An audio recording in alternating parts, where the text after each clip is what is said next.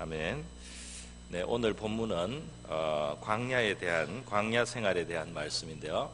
이스라엘 백성들의 이 광야 생활, 우리 믿는 성도들에게도 굉장히 뜻이 있는 생활입니다. 이 광야 생활을 앞서서 사실 이스라엘 백성들은 애굽에서 구원을 받았습니다. 그때 유월절 어린 양의 피를 문설주 임방에 하나님이 바르게 했어요. 그것은 이제 예수님의 희생을 예표하는 것입니다. 그래서 애굽에서 그들이 유월절 어린 양의 피의 그 도움을, 그 피의 능력으로 이제 마침내 그 애굽에서 나올 수 있는 결정적인 계기를 얻습니다. 바로 이제 우리 성도들이 십자가에 흘리신 예수님의 보혈 때문에 구원받는 것과 같다고 하겠습니다. 그리고 하나님은 이러한 이스라엘 백성들을 약속의 땅으로, 복지로 인도한다. 우리에게 있어서는 천국이라고 할 수 있고요, 또 다른 의미로는 이 땅에서 우리가 하나님의 풍성함을 누리며 산다. 하나님과 더불어서 하나님의 어떤 많은 약속이 성취되는 삶을 그 가나안 땅, 약속의 땅에 비유할 수 있겠습니다. 그래서 그 가나안 땅으로 가는 바로 그 과정에 지금 광야가 있는 것입니다. 우리에게로 의미를 적용하자면 우리가 예수 믿고 예수의 보혈로 우리가 구원받은 백성이 되고 이제 사탄의 권세에서 노임을 받아서 자유롭게 하나님 앞에 사는 백성이 되었을 때 우리가 천국을 향해서 가고 또 이 땅에서도 하나님의 약속이 성취되는 삶으로 하나님과 더불어 사는 젖과 꿀이 흐르는 생명을 얻되 풍성이 얻는 삶으로 나가야 되는데 그 과정에 광야의 기간이 있다. 어떤 훈련과 연단의 시간이 있다. 이렇게 우리가 의미를 새기면 되겠습니다. 이 광야는 어떤 곳이냐? 힘든 곳인데요. 신명기 8장 오늘 15절 말씀에 의하면 그 광대하고 위험한 광야라고 했습니다. 불뱀과 정갈이 있다. 위험한 요소가 있어요. 굉장히 걱정거리가 있습니다. 물이 없는 간주한 땅, 굉장히 척박해서 아주 그냥 생존하기가 아주 버거운 그러한 환경을 말하고 있습니다. 그곳을 지나게 하셨다라고 했습니다. 여러분, 이렇게 하나님께서 이렇게 광야를 이스라엘에게 두신 것처럼 우리 성도들의 삶에도 우리 영적인 광야가 있는데요. 이제 중요한 것은 이 광야는 괜히 있는 것이 아닙니다. 그냥 좋은 것을 받을 테니까 고생을 좀 먼저 해야지 이런 것이 아니고 분명한 하나님이 두신 이유와 목적이 있다고 말씀하고 있는 것입니다. 그래서 우리가 성도로 살아갈 때 하나님이 우리에게 통과하게 하시는 광야가 있다는 사실을 기억하고 그 광야에서 하나님이 기대하시는 또는 목적하시는 것을 우리가 잘 깨닫고 그 목적에 부응하는 자세로 살아갈 때 우리의 광야의 시간은 절대로 고생스럽다 하지만 절대로 그것은 희생 어떤 시간 허비가 아니고 인생의 낭비가 아니고 그것은 그냥 괴로운 시간이 아니고 정말 유익하고 귀한 시간이 될 수 있는 줄로 믿습니다. 오늘 광야의 그 필요성과 유익은 방금 읽은 그 본문을 벗어나서요 8장 16절에서 우리가 한번 찾아볼 수가 있습니다. 이런 말씀이 있어요. 내 조상들도 알지 못하던 만나를 광야에서 내게 먹이셨나니. 광야의 생활을 이제 그 만나를 먹이면서 했습니다. 이는 다 너를 낮추시며 너를 시험하사 마침내 내게 복을 주려 하심이었느니라. 마침내 복을 주게 하기 위함이다. 마침내 우리에게 천국에 이르게 하고 마침내 우리가 이 땅에서 생명을 얻되 풍성한 삶을 얻게 하는 이 목적을 가지고 하나님은 광야의 경험을 하게 한다는 겁니다. 광야는 어쩔 수 없기 때문에만 하는 경험이 아니고요, 하나님이 마침내 복을 얻게 하시려고 그들을 다루고 훈련하시는 곳이라고 할 수가 있겠습니다. 때때로 성경은 우리를 그릇에 비유하는데, 우리 사람을 그릇에 비유하는데 이 사기 그릇, 질그릇이 만들어지는 그 과정을 보면 그 좀 비슷한 면이 있습니다. 일단 흙등에서 이것을 채구를 해서요 흙을 갖다가 가져놓습니다. 이건 아무것도 아닌 흙이에요. 말이 우리 인생이 흙으로 만들어진 존재인 것처럼요. 흙을 갖다가 그다음에 이걸 좀 깨끗하게 해야 됩니다. 더러운 것을 씻어내야 돼요. 그래서 흙을 물로서 그래서 그 찌기라든지 이런 걸 제거하는 깨끗하게 하는 걸 하고, 그다음에는 지근지근 이제 밟고 이렇게 막 해서 거기에 그 부드럽게도 하고 어떤 성질이 갖추어지도록 그 지근지근 밟습니다. 예. 그때부터 이제 흙이 만약에 살아있다면 그때부터 좀 괴로울 거예요. 예. 그런데 물레 그 다음에는 올립니다. 그래서 이게 뱅글뱅글 돌리지 않습니까? 상당히 어지럽습니다. 예. 돌리는데 돌면서 이 힘을 가해서 막 돌 때 힘을 가합니다. 그럼 모양이 갖춰지는데 여러 번 찌그러집니다. 다시 찌그리고 또 세우고 또 찌그리고 세우고 이렇게 하면서 모양을 갖춰가죠. 그러다가 한번 불에 들어가야 됩니다. 가마에 들어가면 뜨거운 데 가서 열기를 견뎌야 되는 거죠. 그 열기를 참고 놓으면은 그릇이 됩니다. 그때 나온 그릇을 질그릇이라고 해요. 근데 질그릇도 쓸모는 있습니다. 질그릇만 해도 쓸모가 있는데 질그릇보다 더 좋은 그릇이 되려면 한 단계 더 겪습니다. 뭘 겪느냐 하면 이제 유약을 바르고 거기에다가 뭔가를 발라요. 발라서 유약을 바르고 그 다음에 한 번 더 불에 또 들어갑니다. 그래서 두 번째 재벌구이 유약을 바른 상태에서 한 번 더 열기를 견뎌야지 이제 사기 그릇이 되는 거죠. 그러면은 이 그릇은 훨씬 이제는 더 강하고 또 깨끗하고 또 쓸모가 있는 이제 그릇이 되는 겁니다.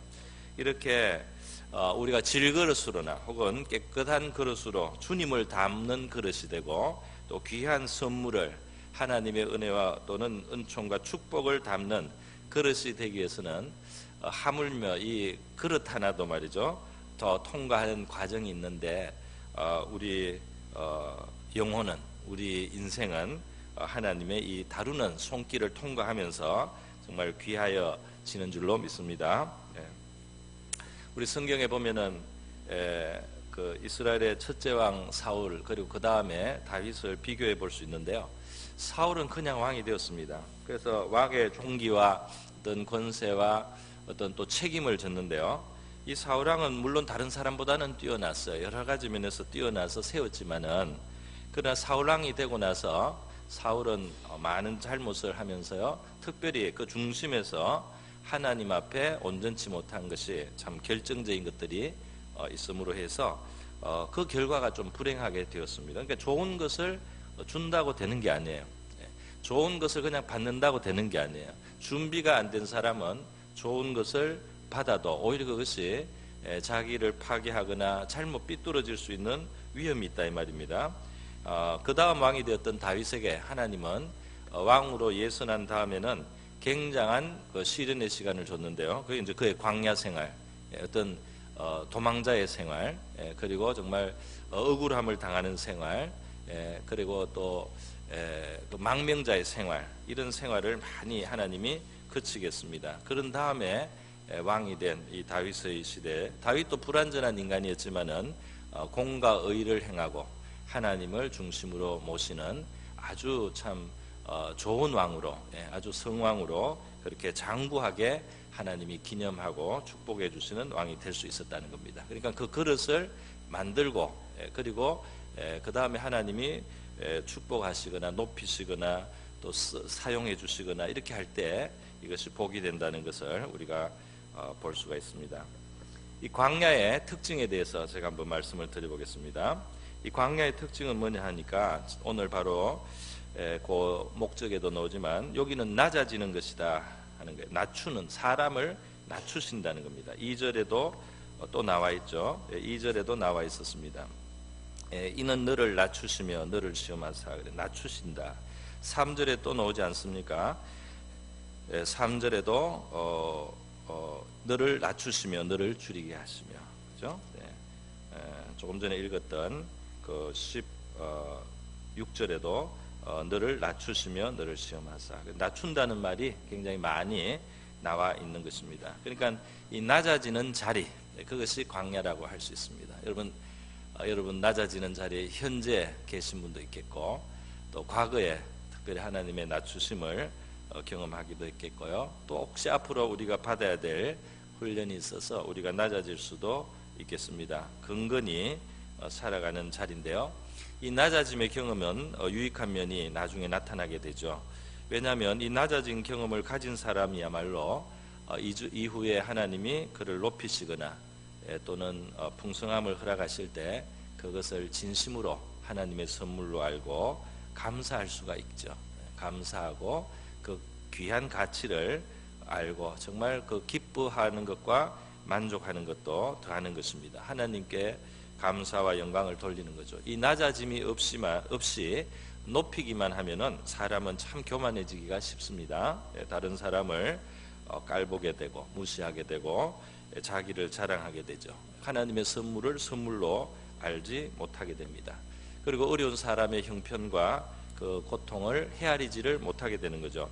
그래서 이 낮아지고 높아질 때 우리는 다른 사람의 그 어려움과 괴로움과 또 고통을 이해할 수 있는 정말 중요한 지식을 갖게 된다고 할 수가 있겠습니다. 이렇게 광야는 낮아짐으로써 우리를 여러 가지로 유익하게 하고 복되게 하시는 하나님의 지혜가 있는 훈련이다. 이렇게 먼저 생각할 수 있습니다. 자, 광야는 낮아지는 것 외에 또 하나가 있습니다. 그것은 뭐냐면은 우리의 마음이 어떠한지를 알게 되는 곳이라 그랬어요. 2절에 보면 너를 시험하사 내 마음이 어떠한지 그 명령을 지키는지 아니 지키는지 알려하려 하심이라 그랬어요. 여러분 여기에 참 흥미로운 것이 있는데요.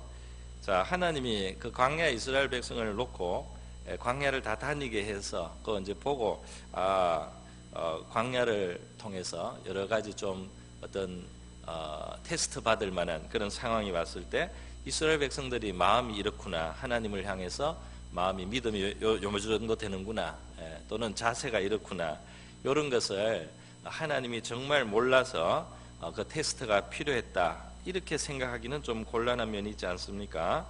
하나님은 그런 일이 있어야만 그 마음을 안다, 그렇게 우리가 생각하기는 좀 어렵습니다. 사실 하나님은 이러한 테스트가 필요가 없죠. 하나님은 다 아시죠. 그 마음 속에 뭐가 있는지를 다 아시는 겁니다. 그런데도 이제 이렇게 표현을 그렇게 했습니다. 그렇게 표현을 했어요. 하나님 마음을 다 아시면서도 이렇게 표현했는데 이 속뜻은 이렇게 우리가 생각해 볼 수가 있겠습니다. 사실 우리의 마음이 어떠한지를 알아야 될 필요가 있는 사람들은 하나님이 아니고 바로 우리 자신인 겁니다.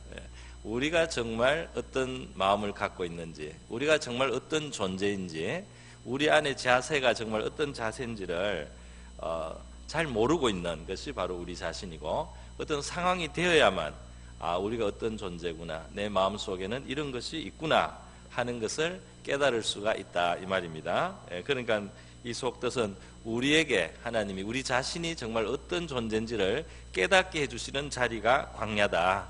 광야를 통해서 하나님은 우리 자신을 발견하게 하신다, 이렇게 해석할 수가 있겠어요.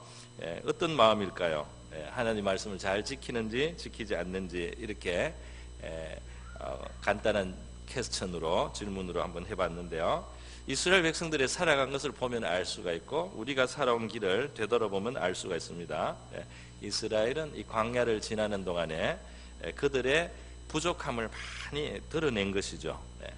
이들이 애굽에서 나온 때는 정말 기뻐했죠. 좋은 일이 일어나니까요. 너무 기뻐해서 감사했습니다. 특히 홍해를 가르고 그들이 위기에서 벗어났을 때는 따라오던 그 애국 군대로부터 살 길이 열리고 그들이 나온 다음에 애국 군대는 홍해로 들어왔다가 수장이 되어가지고 그들이 완전히 이제는 근심에서 벗어나게 되었을 때 이들은 막 찬양하고 노래하고 정말 탬버린 치고 장구 치고 북을 치고 소고를 치면서요, 이들은 즐거워하고 찬양할 수가 있었어요. 그러면 이들이 천사가 된 겁니까? 하나님께 이렇게 기쁘게 찬양하고 찬송하고 감사를 돌리면 이제는 천사가 되고 하나님의 거룩한 백성이 된 겁니까? 아니요. 바로 그 다음 3일길 광야길을 가면서 이제 그 안에 뭐가 또 있는지가 드러나는 겁니다. 그 3일길에 이제 목마르기 시작하고 고통이 왔을 때 빨리 하나님의 도우심이 금방 안 나타나고 그들이 참아야 되는 시간을 통과하게 될 때 그들은 불평이 나오기 시작하고 하나님께 대한 불신이 나오고 원망이 나오고 하나님이 자기들을 미워한다고 생각하고요. 이렇게까지 하는 그 믿음 없음이, 하나님을 정말 믿지 못하는, 하나님 안에 우리 마음속 깊은 곳에 하나님을 정말 신뢰하지 않고 있는 그러한 모습들이 드러났다 하는 거예요. 순종하지 않는 정도를 넘어서서요, 원망하는 정도를 넘어서서 나중에는 반란을 일으킵니다. 하나님의 뜻을 정면으로 거역하는 거죠. 그래서 모세와 지도자를 그들이 이제는 쳐 죽이고 말이죠. 그리고 자기들 나름대로 그냥 지도자를 세워서 애굽으로 돌아가겠다는 거예요. 그렇게 급박한 상황까지 가서 하나님이 개입을 안 했으면은 이들이 더 큰 악을 행했을 가능성이 있었습니다. 이렇게까지 그 백성들의 마음 속에 거역하는 마음, 반역하는 마음, 불순종하는 마음, 하나님을 기뻐하지 않고 신뢰하지 않고 사랑하지 않는, 하나님의 선하심을 믿지 않는 악이 그들 안에 가득 있다는 것을 드러낸 것이 광야였단 말이죠. 그래서 우리 안에 우리가 죄인으로서 구원을 받았기 때문에 그런 것이 있는 것은 사실 이상한 일이 아닙니다, 여러분. 이상한 일이 아니. 그것을 알 때 겸손하게 회개하면 되는 거죠.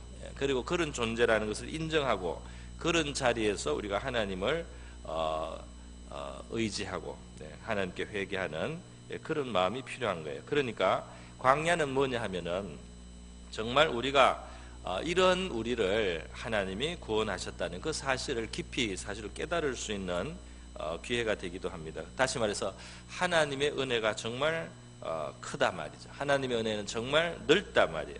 하나님의 은혜는 정말 풍성하단 말이에요. 그래서 이러한 우리를 구원하셨다는 거예요. 이러한 우리를 구원하셨다. 그래서 더 겸손해지는 것이 광야라고 합니다. 우리 자신을 발견해서 그 다음 뭐냐, 나는 이거밖에 안 된다, 이런 게 아니고요, 이거밖에 안 되는 나를 구원하신 그 하나님을 감사하는 거죠. 그래서 이거밖에 안 되는 나를 구원하시는 그 하나님 앞에 겸손하게 감사할 수 있는, 그리고 자기를 더 낮출 수 있는 우리가 되는 거죠. 자신의 부족하고 부끄러운 모습을 깨닫게 될 때 낙심할 일이 아니다, 이 말입니다. 광야는 그것을 드러내기 위해서 필요한 거예요. 그래서 낙심할 것이 아니고 하나님 앞에 더 겸손하면 광야를 주신 하나님의 뜻이 이루어지는 줄 믿습니다. 자, 광야는 이렇게 우리를 깨닫게 하는 거예요. 우리를 깨닫게 하는 것인데 또 하나가 있습니다. 그것은 뭐냐면 하나님의 신실하심을 알게 하는 것이죠.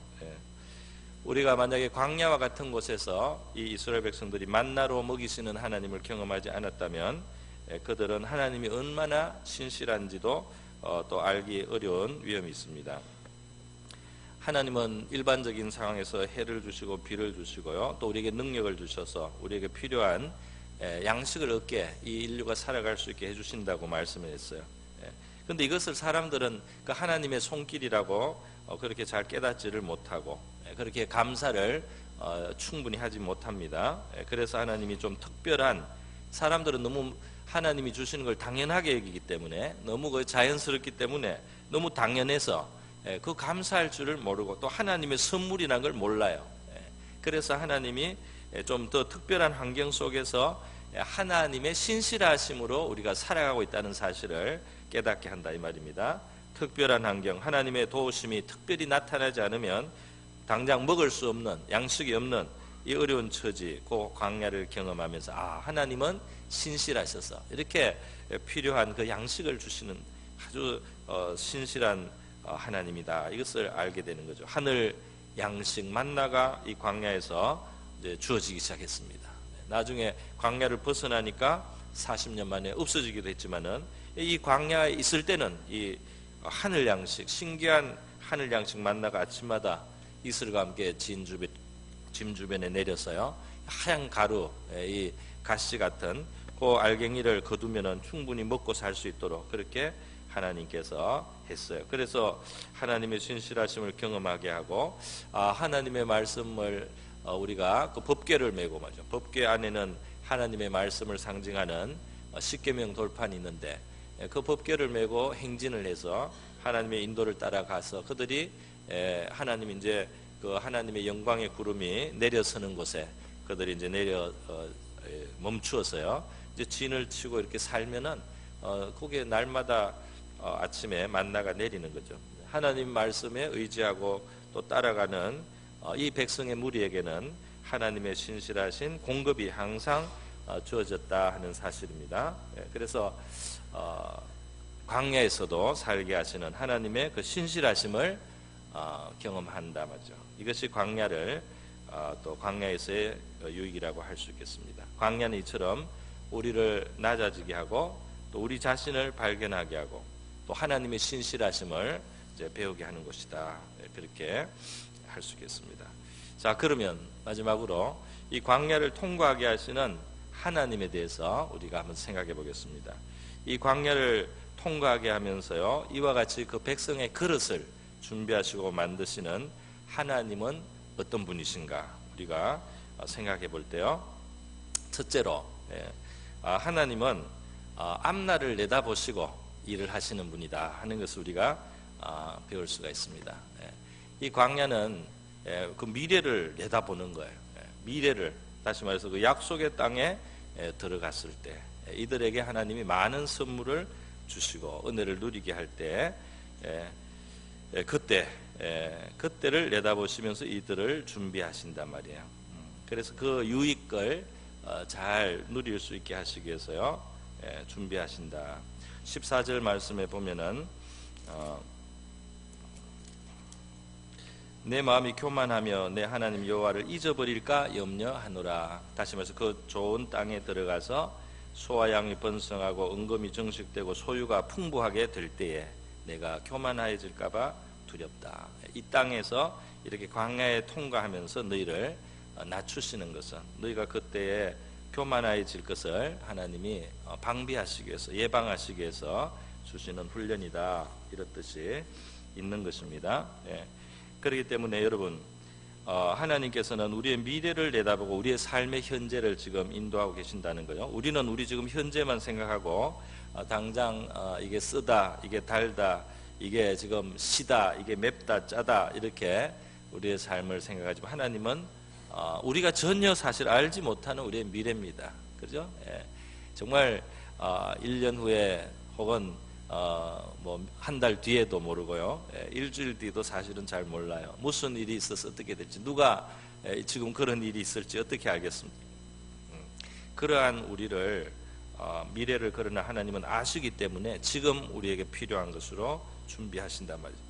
그렇기 때문에 현재 우리에게 이해되기 어려운 그런 상황이 있더라도 우리가 믿음과 소망을 가지고 또 하나님을 신뢰하면서 우리의 하루하루의 삶을 살아가야 될 줄로 믿습니다.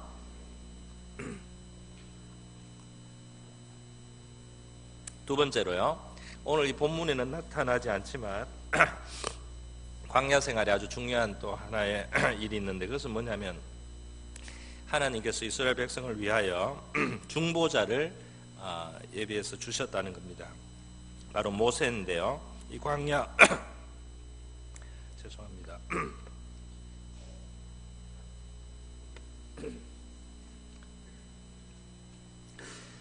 광야 40년 동안 이들을 인도했던 것은 모세죠. 그 모세가 이제 이들의 인도자기도 했지만 중보자이기도 한 겁니다. 중재자, 하나님과 이들 사이의 그 관계를 원활하게 하고 이들이 하나님 앞에 정말 미달되어서 하나님 앞에 심지어 반란을 일으켜서 이들이 사실은 이 복을 잃어버려야 되는데 이들이 이 하나님과 동행할 자격이 없는데도 그런 것이 나타날 때도 그것을 무마하고 그것을 끊어진 것을 항상 다시 이어줘서 이들이 계속 하나님 백성으로 유지될 수 있게 해주는 그 역할을 한 것이 중재자 모세라고 하겠습니다. 그 모세 한 사람을 하나님은 오랫동안 준비를 해주신 거예요. 그래서 이 모세가 그들의 중재자로 오기 전에 40년 동안은 바로의 궁정에서 공주의 양아들로 죄송합니다. 공주의 양아들로 왕자 교육을 받았어요. 지도자 교육을 받았습니다. 그리고 또 40년은 미디안 광야 장인의 집에서 대릴사위로 양을 치면서 말 못하는 양을 40년간 그가 돌보는 아주 낮은 생활을 했어요. 그래서 그는 온유해졌습니다. 그러니까 하나님은 이렇게 양면으로 사람을 준비를 하시고요, 이제 중재자로 주셨어요. 이 모세가 충성되어서 백성들이 하나님 앞에 진노를 사서 너무 우상으로 달려가고 정말 하나님 앞에 금방 하나님을 잊어버리는 그런 백성의 모습 때문에 하나님께서 진노하셔도 모세가 자기의 생명을 걸고 이 백성들을 위해서 중재를 해줍니다. 그래서 내 이름을 생명책에서 지우시고 이 백성을 용서해 주십시오. 이렇게 나오니까 하나님이 알았다 하고 용서를 해주시는 거예요. 나중에 물론 좀 혼을 내더라도 용서를 받는 겁니다. 그런 이러한 모세가 있으므로 이스라엘 백성들이 살았어요. 오늘 우리 예수 안에 있는 우리에게는 우리 주 예수 그리스도가 바로 우리의 중재자인데요. 우리의 완전한 중보자, 예수님도 양면을 가지고 있습니다. 완전한 하나님이면서 완전한 사람이세요. 완전한 사람이기 때문에 우리의 형편을 가장 잘 아십니다. 완전한 하나님이시기 때문에 그가 하나님 앞에 들고 나가는 그의 핏값은 하나님의 핏값입니다. 그렇기 때문에 우리 인류의 죄를 덮을 수 있는 능력이 풍부한 겁니다. 할렐루야. 이 예수의 피가 우리 살게 한단 말이에요. 그래서 우리를 그 모세는 하나님 앞에 나를 생명책에서 지우시고 이 백성은 용서하시라 이렇게 했어요. 근데 하나님이 모세를 죽였습니까? 모세의 생명책에서 이름을 지우지도 않았습니다. 그냥 모세의 그 뜻만 받으셔서 하나님은 이스라엘 용서해 주셨어요. 그런데 하나님의 아들, 우리의 중보자이신 하나님의 아들 예수님은 말이죠, 실제로 피를 흘렸습니다. 실제로 죽음에 들어가셨어요. 그 죽음으로 그가 자신을 희생을 실제로 하셔서 십자가에 달려 피를 흘려주신 중보자가 되신 거예요. 그래서 우리가 많은 문제가 있음에도 불구하고 진멸되지 않고 하나님의 긍휼하심을 입을 수가 있는 겁니다. 그렇기 때문에 우리는 이 예수님을 정말 귀하게 여겨야 되는 거죠. 할렐루야. 예수님을 귀하게 여깁시다. 그리고 주님을 사랑해야 되겠죠. 그리고 그분을 높여야 할 줄로 믿습니다. 자, 이렇게 광야를 통과하신 하나님은 미래를 내다보시고 우리에게 가장 완벽한 중보자를 주셨고요. 그 다음에 하나님은 이를 성취하신다. 하나님은 성취하시는 하나님이다. 하나님은 거스리는 죄성이 가득한 이스라엘 백성들을 광야에서 다루셨습니다. 그들이 어떤 존재인지를 자꾸 깨닫게 하셨어요. 그런데 광야에서 애굽의 우상 숭배와 또 불순종하는 마음에 익숙했던 그 세대가 이제 조금씩 죽고 새롭게 광야에서 이제 또 태어나고 이렇게 하면서 이스라엘 민족적으로 볼 때는 옛사람은 벗고 새 사람을 입는 그런 과정이 이루어졌습니다. 그래서요, 이들이 바칠 때 옛사람이 죽고 새 사람으로 이제 구비가 되었을 때 약속의 땅으로 이제 실제로 이제 들어가게 되는 겁니다. 그러니까 생명을 얻되 풍성히 얻는 삶으로 말이죠. 하나님과 동행하면서 생명을 풍성히 누리는 것으로 그들이 이제 들어가게 되는 걸 볼 수가 있어요. 거역과 불순종으로 인해서 광야의 시간은 필요했지만은 하나님은 그러나 약속을 이루셨습니다. 그래서 시간은 조금 길어지긴 했어요. 그러나 약속하신 젖과 꿀이 흐르는 땅으로 인도하였다 말이죠. 그러니까 뭐 이스라엘 백성이나 우리나 마찬가지입니다. 뭐 우리가 더 나은 것이 있겠습니까? 마찬가지예요. 그런데 우리의 연약함 때문에 우리가 실망하거나 너무 낙심하거나 좌절하지 말고 우리를 다루시면서 약속을 이루어 가시는 성취하시는 하나님이심을 기억해야 될 줄로 믿습니다. 이것이 우리 광야를 통해서 배울 수 있는 여러 가지 교훈입니다. 오늘 이것으로 말씀을 마치고요, 한번 다 같이 기도하겠습니다. 이 시간 우리 기도할 때 우리에게 광야를 주신 하나님의 그 깊은 하나님의 지혜와 깊은 그 배려와 생각을 우리가 감사하고요, 이곳에서 배워야 될 그 낮아지고 우리 자신의 악을 깨닫는 것과 또 하나님의 신실하심을 배우는 이런 교훈들, 그 목적을 우리가 다 잘 소화하게 해달라고 기도하고요, 하나님이 우리의 미래를 보시고 또 우리를 위하여 예수 그리스도 중보자 주시고 또 이를 성취하신 하나님을 우리가 믿음으로 고백하고 또 감사하는 기도를 다 같이 하도록 하겠습니다. 다 같이 기도하겠습니다.